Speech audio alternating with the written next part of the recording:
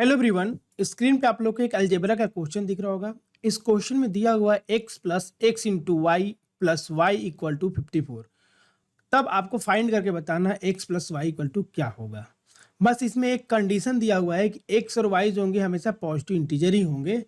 ठीक है, तो अगर ये कंडीशन नहीं दिया होता इस क्वेश्चन में, ये वाला कंडीशन अगर मान लो कि नहीं दिया होता पॉजिटिव इंटीजर का, तो ये क्वेश्चन बिल्कुल आसान था। लेकिन ये स्टेटमेंट लिखने के बाद ये क्वेश्चन थोड़ा सा ट्रिकी बन गया है। तो यहाँ पे ये आपको इसको इसको सॉल्व करके आपको बताना है कि x प्लस वाई की वैल्यू क्या होगी।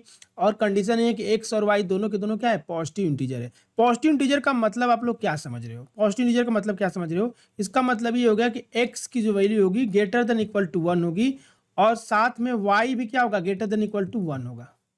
पॉजिटिव इंटीजर क्या होता है, 1 2 3 से लेके इन्फिनाइट तक। तो मिनिमम पॉजिटिव इंटीजर क्या होगा, 1 होगा। तो x की वैल्यू 1 से बड़ी होगी। ठीक है, 1 से लेके इन्फिनाइट के बीच में कोई भी इंटीजर हो सकता है। ये एक चीज, ये इन्फॉर्मेशन दिया हुआ है, इसी को यूज करके आपको क्वेश्चन का आंसर करना है। और मैं आपको बता चुका हूं कि जितने भी मैथमेटिक्स के क्वेश्चन होते हैं 90 से 95% क्वेश्चन में रीअरेंजमेंट का कॉन्सेप्ट बहुत इजीली लगता है। अगर आप रीअरेंजमेंट कर लेते हैं तो क्वेश्चन का आंसर आपको दिख जाता है। जैसे इस क्वेश्चन में आप लोग को इन्फॉर्मेशन क्या दिया हुआ है, दिया हुआ है आपको इन्फॉर्मेशन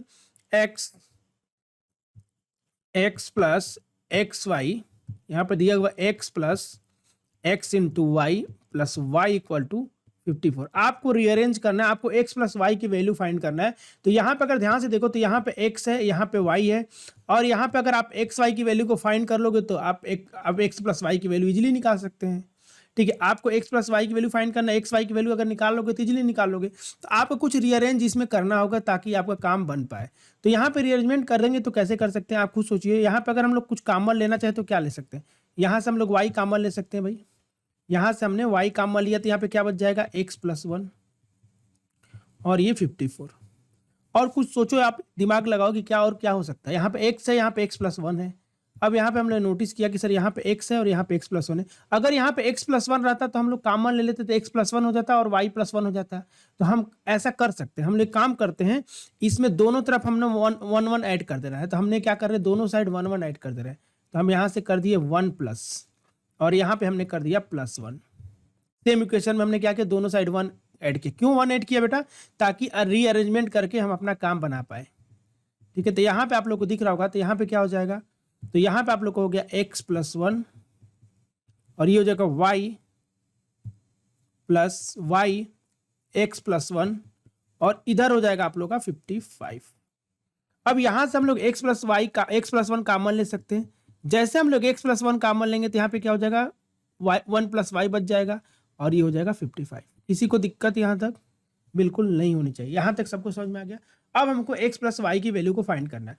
तो जो भी यहाँ पे नंबर है बेटा, इसी का फैक्टर है, इसी का फैक्टर इन दोनों के बराबर होगा। यानी कि x प्लस 1 फैक्टर और y प्लस 1 फैक्टर दोनों का मल्टीप्लिकेशन होकर 55 आ रहा है। तो ऐसा क्या क्या इंटीजर पॉसिबल हो सकता है। अभी हम लोगों ने पढ़ा एक चीज कि x की वैल्यू क्या होना चाहिए बेटा, 1 ग्रेटर देन 1 होना चाहिए, और y की वैल्यू क्या होना चाहिए, ग्रेटर देन इक्वल टू 1 होना चाहिए। लेकिन x प्लस 1 की अगर हम बात करें, अगर मैं बोलूं कि x प्लस 1 की मैं बात करूं, तो कितने लोग बोलेंगे sir x plus 1 greater than equal to 2 होना चाहिए, y प्लस 1 क्या होना चाहिए, ग्रेटर देन इक्वल टू 2 होना चाहिए ना कंडीशन के हिसाब से।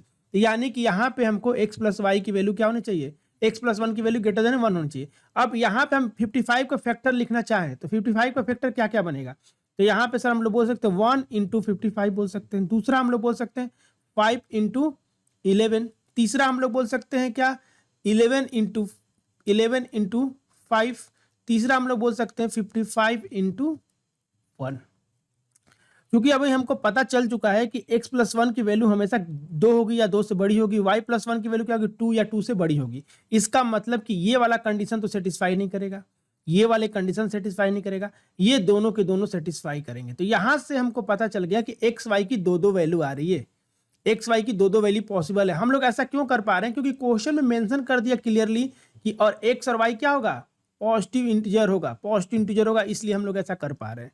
यानी कि हम लोग यहाँ से दो केस बना सकते हैं। पहला जो केस बनेगा, पहला केस, केस वन जो बनेगा बेटा हमारा क्या हो जाएगा, केस वन के हिसाब से हमारा क्या बन जाएगा कि x प्लस 1 की वैल्यू 5 और 1 प्लस y प्लस 1 की वैल्यू 11।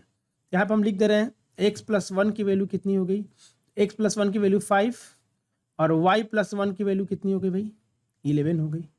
हो गई कि नहीं हो गई? अब यहाँ से हम लोग क्या कर सकते हैं, यहाँ से हम लोग x प्लस वाई की वैल्यू निकाल सकते हैं। यहाँ से x प्लस वाई की वैल्यू निकालेंगे तो कितना हो जाएगा, तो यहाँ पे आप लोग का हो जाएगा बेटा यहाँ पे 14, यानी कि केस 1 में हमारा x प्लस वाई की वैल्यू कितनी आ गई 14। अगर हम केस 2 की बात करते हैं तो केस 2 में क्या होगा, केस 2 की बात करते हैं तो केस 2 में क्या हो जाएगा, देखो यहाँ पे केस 2 मतलब ये वाला कंडीशन 11 इंटू 5 वाला, यानी कि x प्लस 1 की वैल्यू कितनी हो जाएगी 11 और y प्लस 1 की जो वैल्यू हो जाएगी वो कितनी हो जाएगी 5। यानी कि यहाँ से हम लोग सॉल्व करेंगे तो यहाँ पे x प्लस 1 वाई की वैल्यू कितनी आ जाएगी, x प्लस वाई की वैल्यू कितनी हो जाएगी, तो यहाँ पे जो हमारी वैल्यू हो जाएगी 14। यानी कि केस 1 और केस 2 दोनों जगह से क्या आ रहा है, x प्लस वाई की वैल्यू कितनी आ रही है 14 ही आ रही है। यानी कि इस क्वेश्चन का जो आंसर हो जाएगा x plus y equal to 14, ये हमारा करेक्ट आंसर हो जाएगा। तो आई थिंक आप लोग को ये कॉन्सेप्ट समझ में आया होगा। और मैं आपको बता दूं इस टाइप के क्वेश्चन बहुत सारे एग्जाम में पूछे जाते हैं। और मैं एक ही कॉन्सेप्ट बताता हूं कि मैक्सिमम क्वेश्चन में रीअरेंजमेंट का कॉन्सेप्ट अप्लाई होता है, यहाँ पे भी रीअरेंजमेंट का कॉन्सेप्ट अप्लाई हुआ है। हम लोग ऐसा क्यों कर पाए, क्योंकि हमको पता था ये पॉजिटिव इंटीजर है, इसी कंडीशन को यूज करके हमने क्वेश्चन को सॉल्व किया।